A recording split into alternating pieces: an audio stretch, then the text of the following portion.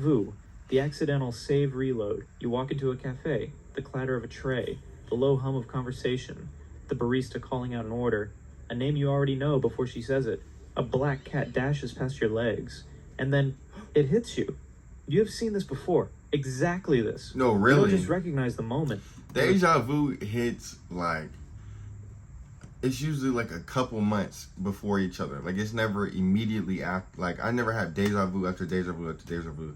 It's just like a couple months in between each other. But sometimes I really do be wondering, like, where does it, like, is it that I seen in my dream? People say, like, oh, it's the other life that you live. I don't know, but.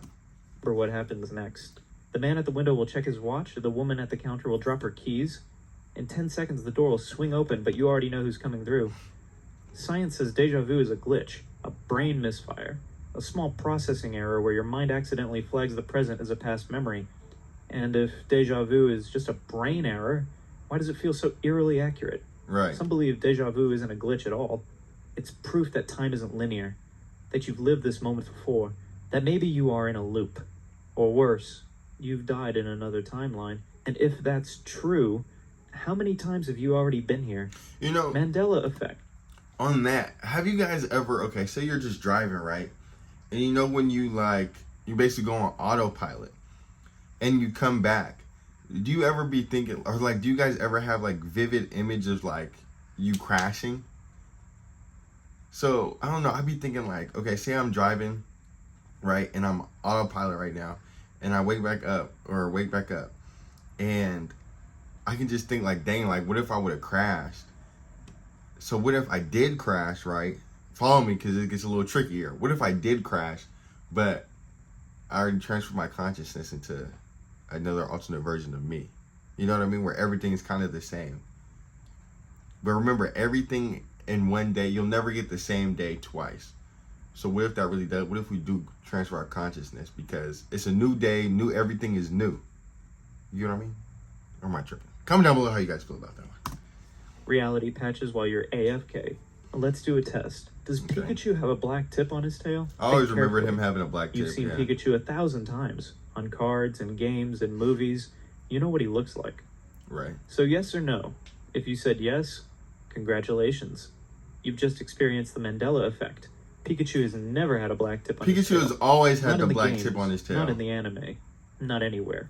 And yet, millions of people swear he did. Alright, let's try another one. Does the Monopoly man wear a monocle? Yes. Of course he does. You've seen him. The rich old man with a top hat, a suit, and that little monocle over his eye. Except, he doesn't. He never has. Okay, see, the thing with that one is, I feel like I've seen that, but I know, I forgot what it was, but it was like that peanut brand. Those like peanuts.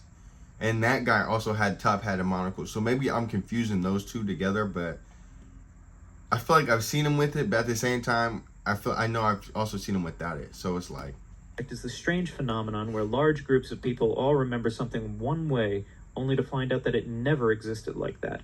At least, not anymore. The name comes from Nelson Mandela. Huge numbers of people remember him dying in prison in the 1980s. They recall watching the funeral on TV, seeing the headlines, even discussing it in school. Except that never happened.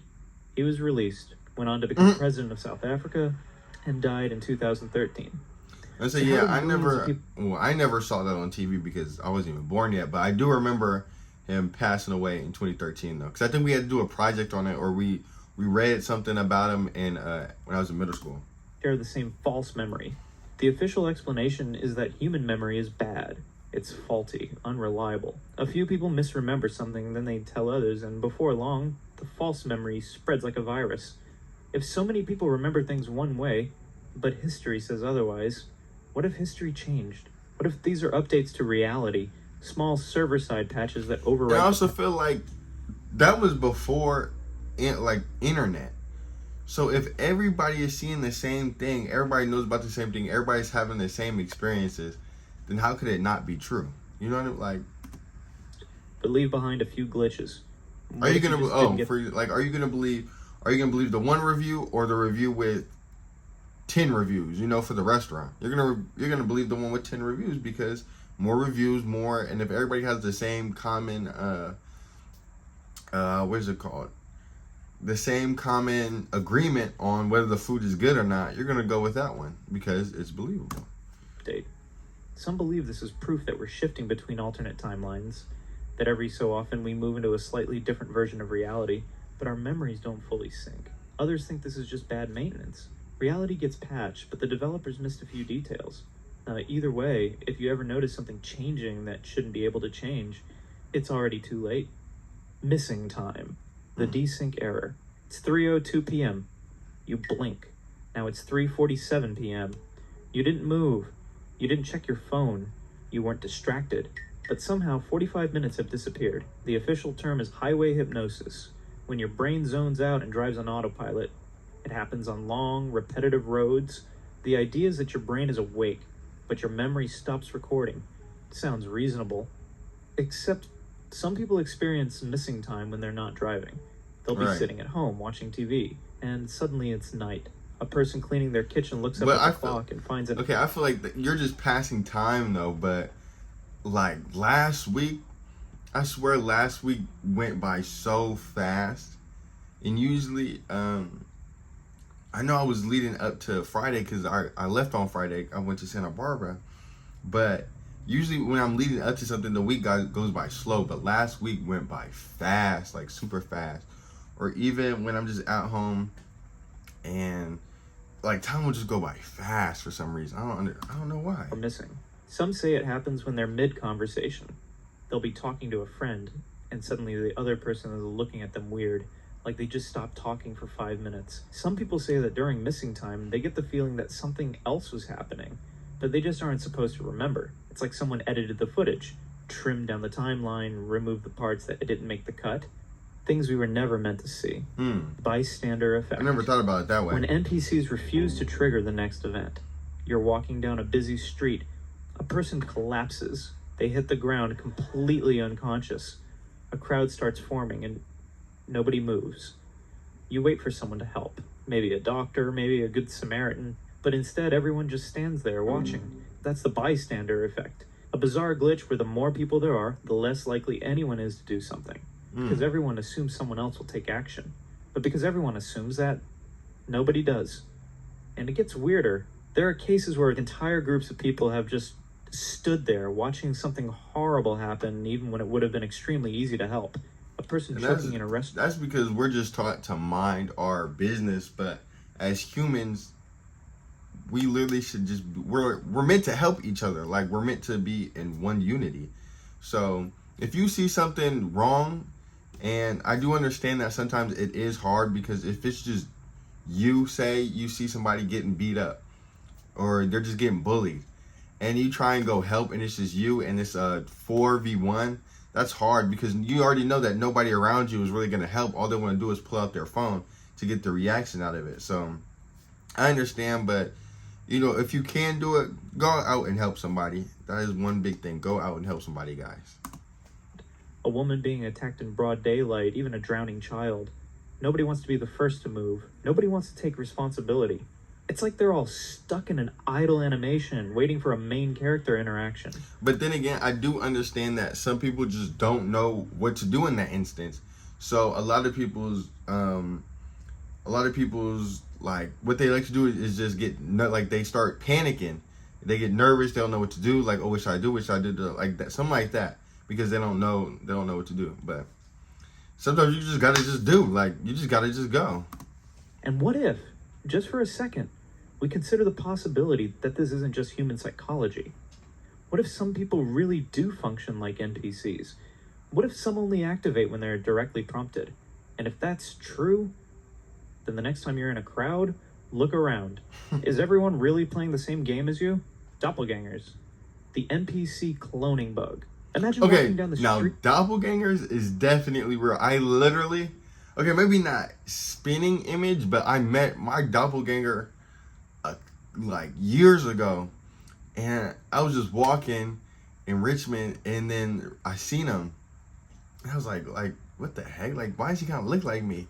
Then a couple years later, he ends up going to my high school, and everybody was calling us twins. Now we look nothing alike. We are like, it's night and day how we look. But yeah, doppelgangers are pretty crazy. And seeing yourself, Not a look-alike, not a twin. You. Same face, Okay, same outfit. now if I ever am out, like I said, we were more like twin, like we could be brothers, twins, whatever. But if I ever saw somebody who looked exactly like me, I would just be like, what the heck? Like, I've seen people with similar features like me that could be me, like quick glance. But if I seen somebody that looks exactly like me, I'd go up to them and I'd be like, you look like me. And then I would just try and just chat it up with them the whole time, like. But I feel like double games is like, how is that even possible? In movements. At first, your brain scrambles for a logical explanation. A coincidence? A weird reflection? But then it looks at you, and you realize it knows. Throughout history, people have reported seeing their own double, and it's almost never a good thing. One of the most famous cases was Abraham Lincoln. A few days before his assassination, he reportedly saw his own reflection in a mirror, except there were two of him. One looked normal, the other was ghostly pale. Oh, heck His wife, no. naturally, did the reasonable thing and decided this meant he was going to die. And then, well, we all know how that turned out. Now, maybe Lincoln was tired. Okay, maybe I don't want to be my doppelganger. If that's the just case. Build in an extra image. Or maybe it's just a glitch in the system.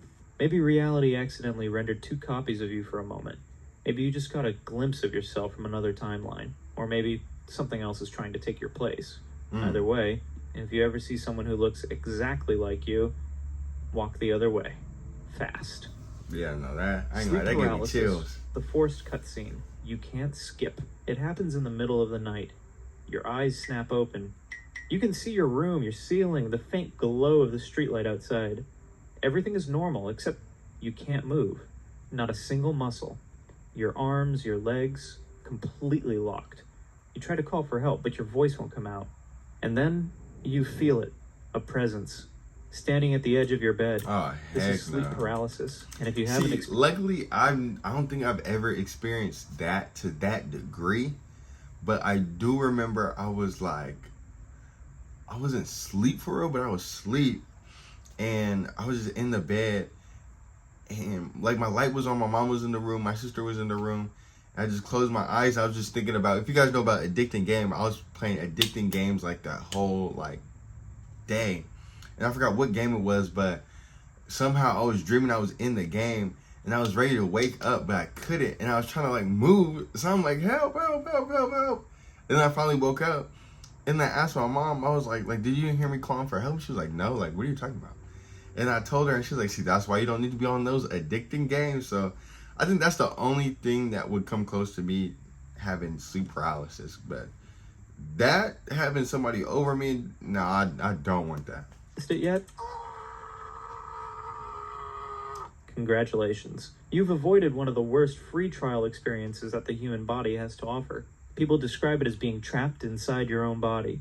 Science calls it a simple sleep cycle disruption.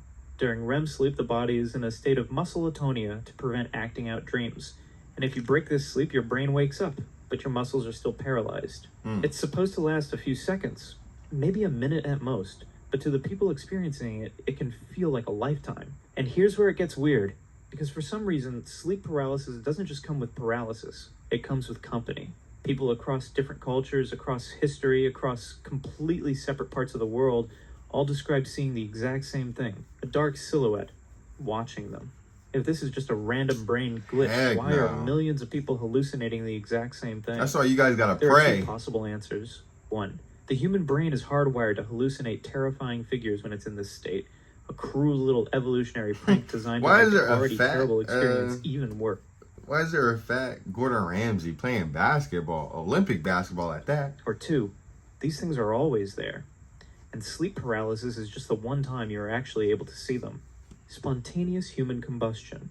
The self-destruct Wait, hang on. glitch. Before they go, I wish they would have talked about, what is it called? We can move in your sleep. I've done that so many times this year. I can't remember what it's called, but I've done that so many times. And the more and more it happens, the more I'm getting used to it. But it does get scary because it's like, dang, I know I'm dreaming. When am I going to get out this dream? So that is some serious stuff. Imagine you're sitting in your living room reading a book, sipping some tea.